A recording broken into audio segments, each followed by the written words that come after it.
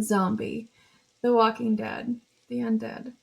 Whatever you choose to call them, these corpses that rise from the grave to walk the world and terrify and sometimes infect its inhabitants are among the most enduring monsters in popular culture.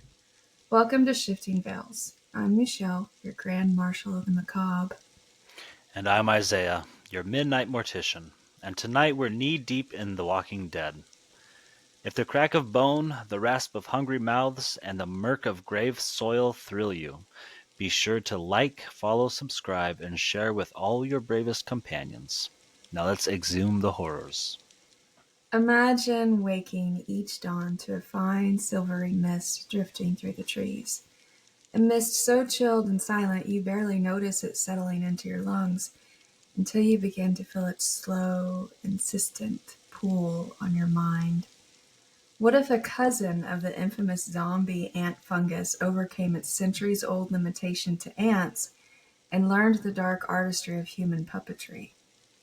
Researchers assure us that cordyceps strains stick to their insect host, each finely tuned to breach an ant's exoskeleton and hijack its behavior. A fungus that masters one ant species cannot infect another, let alone a human. Our bodies inhale thousands of spores daily without consequences. Our immune defenses are vigilant guardians, not playgrounds for fungal colonization. But climate change is shifting that balance. Warmer nights and wetter soils could coax new fungal lineages to test mammalian tissues for the first time. As habitants fragment and species intermingle, genetic reshuffling might spawn a cordyceps variant with the brute force to crack human skin or slip through pulmonary defenses. Each night's dew becomes a gamble. Immune-compromised individuals already face fungal foes like Candida or Cryptococcus neoformans, pathogens that exploit weakened systems to cause pneumonia, meningitis, even death. A mutated cordyceps could follow similar entry points: lungs first, then blood, riding white cell currents toward the brain's command center. In its spores lie microscopic keys capable of unlocking neural circuits.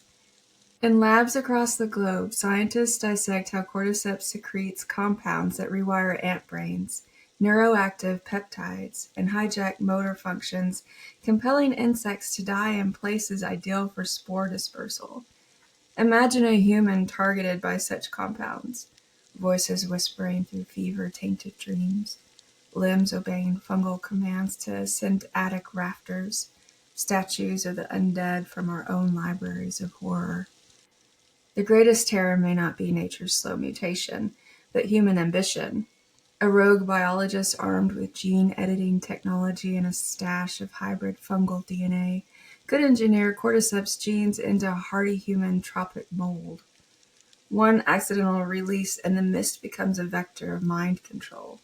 City parks turn into theaters of the possessed, each cadaver an orchid for a dark parasite.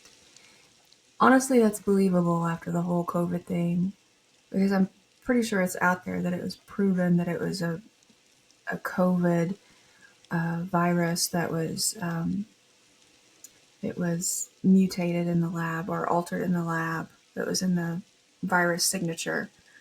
That I think it was there's something in the signature that is only produced in a lab, and that was in the COVID-19 virus signature. So this is a little bit scary, actually. Thinking if someone had the ambition to do something like this, that they possibly could. I think the crazy thing about the cordyceps, and I think I've talked about this with you before. If not, then I think I've started mentioning it and then just shut up about it. But the cordyceps has actually already moved on from ants. It's actually able. They've found like deer with the cordyceps inside of them, and Oh, so it's already in larger mammals. So a human okay. isn't that much further up.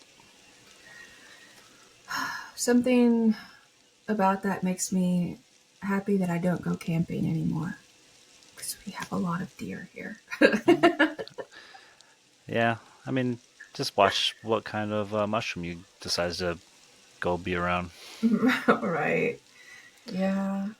Well, living in the South, there's lots of mushrooms around here. Yeah. But can humans really turn into zombies? In the 1990s, Dr. Shavans Duyan and Professor Roland Littlewood set out to investigate whether the legendary Haitian zombie, a reanimated but mindless human, could be more than folklore. In 1997, they published their findings in The Lancet, analyzing 3 cases from rural Haitian communities where individuals were believed to have died, only to reappear years later. A 30-year-old woman who fell gravely ill and was pronounced dead then spotted wandering her village 3 years later.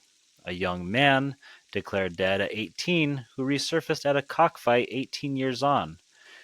And a woman who died at 18 was identified by neighbors as a zombie 13 years afterward. Rather than curses or black magic, Duyan and Littlewood found medical explanations for each case. The first had undiagnosed catatonic schizophrenia, a condition that can render someone motionless and unresponsive for extended periods. The second suffered brain damage accompanied by epilepsy, and the third displayed signs of an intellectual disability.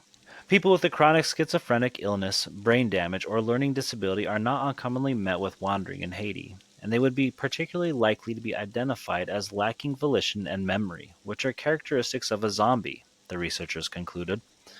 Beyond misdiagnosed neurological disorders, psychiatry recognizes a rare condition, Cotard's syndrome, in which individuals sincerely believe they are dead, missing organs, or rotting away. Cotard syndrome, also known as walking corpse syndrome, is characterized by nihilistic delusions that one's body, blood, or brain functions have ceased. One documented case involved a 53-year-old woman who adamantly insisted she was dead, smelled like decaying flesh, and demanded to be taken to a morgue to join the other dead. Another involved a man so convinced his organs had stopped working that he feared he would infect his neighbors, and even penned a suicide note to prevent this imagined contagion. Do these unsettling stories mean zombies exist among us? Not in a supernatural sense. Instead, they reveal how vulnerable the human mind and body can be to illness, injury, and extreme psychiatric states. Our fascination with the undead, whether in Haitian lore or modern horror films, ultimately mirrors our deepest anxieties about mortality, identity, and the loss of self. Beyond the human condition, nature abounds with genuine zombie phenomena. Organisms whose bodies and behaviors are commandeered by parasitic masters, these real life incarnations of undeath are not Hollywood horror, but evolutionary marvels that blend manipulation, survival, and the grotesque. Deep in tropical rainforests, the zombie ant fungus infiltrates carpenter ants. Once a spore attaches to an ant's exoskeleton, it germinates, sending hyphae into the ant's body. Chemicals released by the fungus hijack the ant's central nervous system, compelling it to climb vegetation and lock its mandibles onto a leaf vein. There the fungus erupts from its host's corpse, scattering spores to infect the next colony member. In marshy habitats, the green-banded broodsac, a flatworm, invades land snails, inflating and pulsating within the snail's eye stalks. These brightly colored trembling tentacles mimic caterpillars, luring songbirds to feed. When a bird eats the infected eye stalk, the worm's eggs pass into the bird's droppings, ready to hatch inside new snails.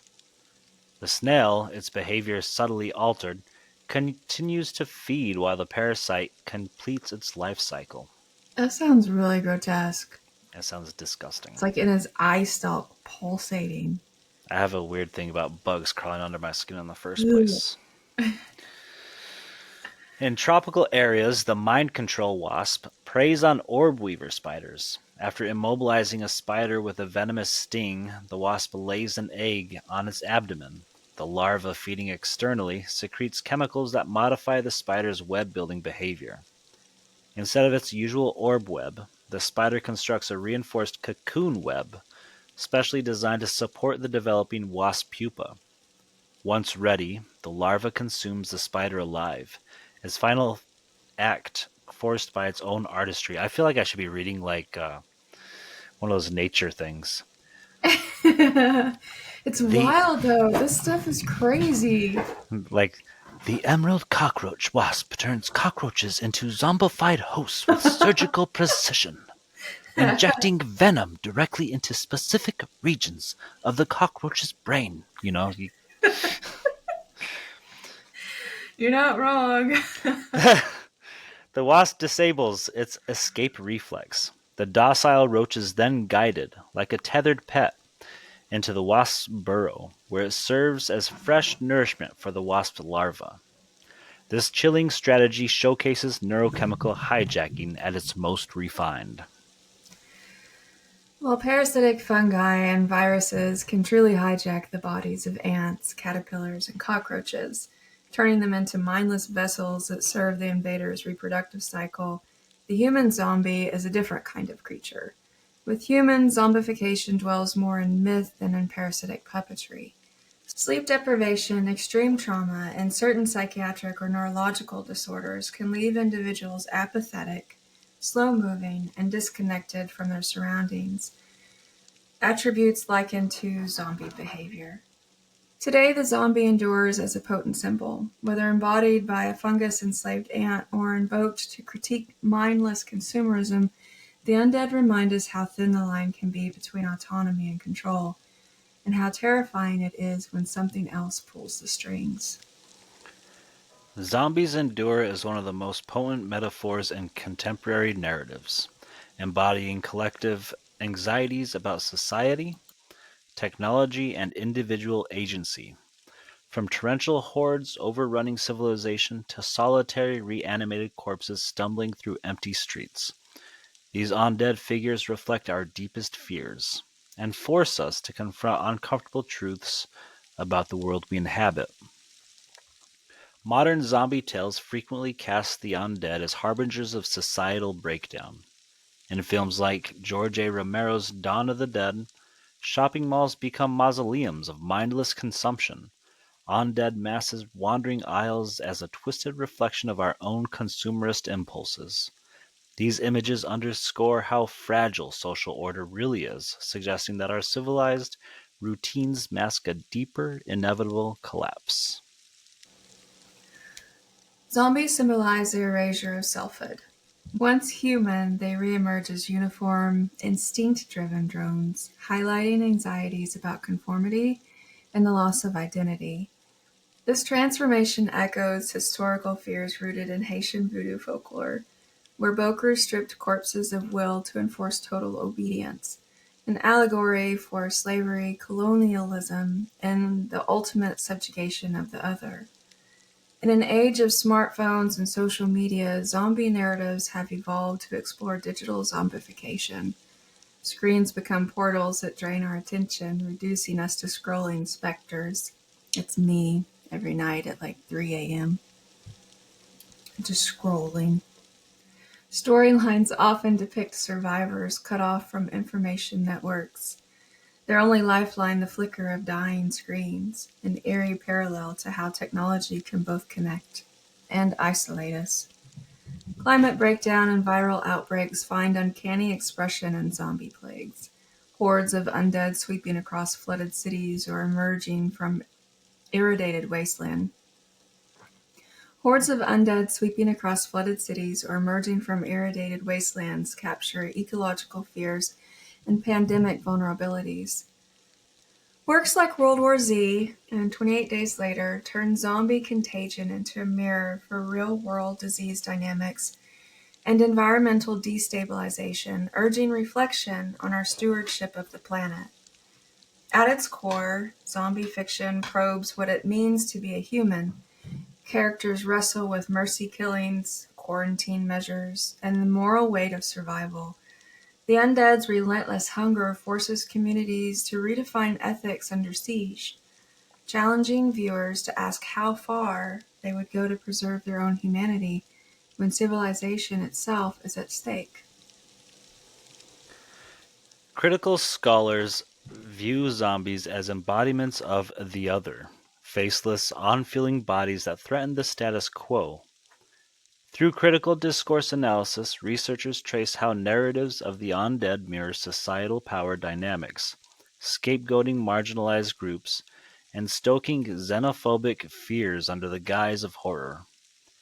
In this sense, zombies become a canvas for modern day anxieties about immigration, disease, and social exclusion. Whether they shuffle through ruined cities or lurk in shadowed back alleys, zombies remain a versatile symbol in storytelling. They force us to face the collapse of order, the fragility of identity, and the creeping dread of losing control. As long as our world grapples with uncertainty, be it political, technological, or environmental, The Walking Dead will continue to roam our collective imagination.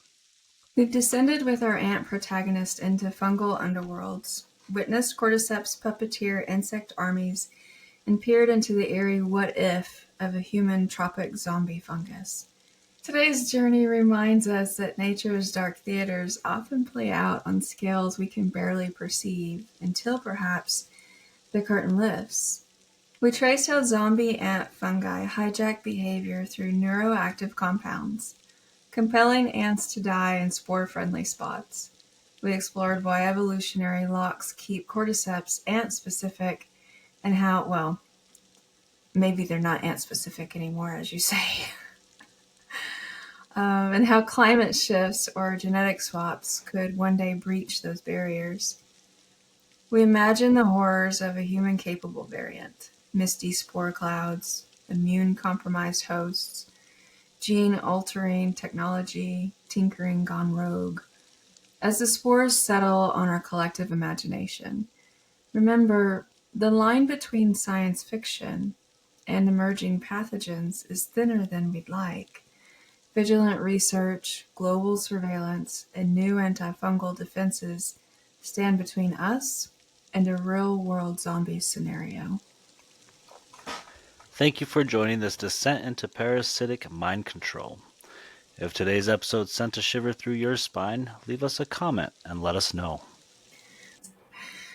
That's bye for now, but come back next week.